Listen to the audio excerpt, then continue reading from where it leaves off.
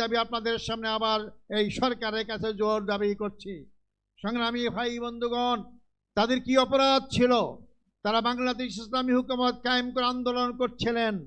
তারা বাংলাদেশে আধিপত্য শক্তির হাত থেকে বাংলাদেশকে রক্ষার আন্দোলন করেছিলেন।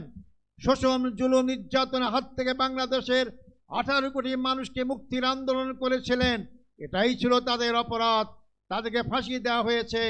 ফাঁসির মাধ্যমে তারা মনে করেছিল বাংলাদেশের জামাত ইসলামীর আন্দোলনকে স্তব্ধ করা যাবে, নিশ্চিহ্ন করা যাবে। আজকে 15.5 বছর পর এই লক্ষ লক্ষ লোকের সমাবেশ কি প্রমাণ করে না ইসলামী আন্দোলনকে হত্যা, ইসলামী আন্দোলনকে ফাঁসি নির্যাতন করে নিশ্চিহ্ন করা যায় না? বরং আমি বলি, ইসলামী আন্দোলন হচ্ছে এটি খরস্রোতা নদীর মতো। নদীর সামনে যে নামেই আপনি বাঁধ দেন না কেন, খরস্রোতা নদীর পানি তীব্র গতিতে সামনে অগ্রসর হয়, বাঁধে ভেঙ্গে সামনে যেতেই থাকে। আমাদের সামনে নেতাদের হত্যা করে হোক, 71-এ বয়ান করে হোক, যে নামেই আমাদেরকে বাঁধ দিয়ে আমাদেরকে আটকাবার ব্যবস্থা করা হয়েছিল, কোনো শক্তি সেই বাঁধে আমাকে আটকাতে পারে নাই। আজকে জামাত ইসলামীর সামনে অগ্রসর হচ্ছে। যারা বলেছিলেন যে আমাদের বেটি শাকের বেটি দেশ থেকে পালায় না, আজকে কারা পালিয়েছে? জামাত ইসলামী নেতৃবৃন্দ পালায় নাই। মীর কাসেম আলী সাহেব আমেরিকায় ছিলেন, তিনি বাংলাদেশে এসেছেন, তাকে গ্রেপ্তার করা হয়েছে, ফাঁসি দেওয়া হয়েছে। আর যাদের ঠিকানা অন্য দেশে, তারাই পালিয়ে গিয়েছে। বাংলাদেশের জামাত ইসলামীর ভিত্তি জনগণের শিকড়ে গঠিত রয়েছে। আমাদেরকে উপড়ে ফেলতে কেউ পারবেন না। যা উপড়ে ফেলার চেষ্টা করবেন তাদের দাঁত ভেঙে যাবে, জামাত ইসলামীর কিছুই হবে না ইনশাল্লাহ। সংগ্রামী ভাই বন্ধুগণ, আমি শেষ কথা বলতে চাই, 54 বছরে বাংলাদেশে দেখলাম, এই 54 বছরে বাংলাদেশের ভাগ্যের পরিবর্তন হয় নাই।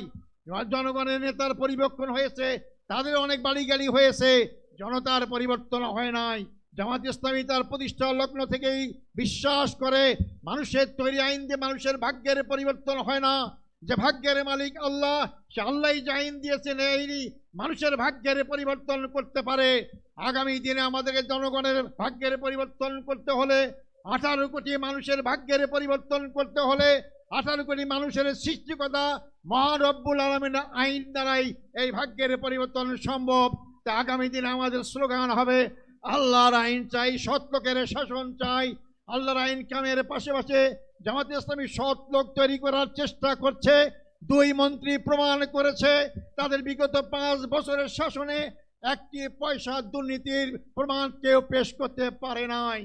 এই জাতীয় লোকরাই যদি আগামী দিনে নির্বাচনে জয়লাভ করে ক্ষমতায় যায় আর সংসদে আল্লাহর আইন পাশ করে, তাহলে অবশ্যই বাংলাদেশে 18 কোটি মানুষের ভাগ্যের পরিবর্তন হবে। সংগ্রামী ভাই বন্ধুগণ, শেষ কথা হচ্ছে, বাংলাদেশ জামাত ইসলামী প্রচলিত অর্থে কোনো রাজনৈতিক দল নয়। মনে রাখবেন, বাংলাদেশ জামাত ইসলামী প্রচলিত অর্থে কোনো ধর্মীয় দল নয়। বাংলাদেশ জামাত ইসলামী পূর্ণাঙ্গ ইসলামী আন্দোলন। ইসলামের বাইরে আমাদের কোনো সম্পর্ক নেই। মানবিক সমাজ গঠন করতে চাই। মানব রচিত আইন দিয়ে মানবিক সমাজ গঠন হবে না। মানুষ মানুষের পক্ষে বিপক্ষে আইন তৈরি করতে পারে। আল্লাহর আইন সবার পক্ষে, জনগণের পক্ষে, তার সৃষ্টিকর্তা মানুষের পক্ষে। অর্থাৎ আল্লাহর আইনই একমাত্র মানুষের মানবিক সমাজ গঠন করতে পারে। অর্থাৎ আসুন সেই মানবিক সমাজ গঠনের জন্য আল্লাহর আইন এবং সৎলোক শাসন প্রতিষ্ঠার আন্দোলনে আমরা শরীক হই। আল্লাহ সবাইকে সেই তৌফিক দান করুক। আল্লাহ হাফেজ।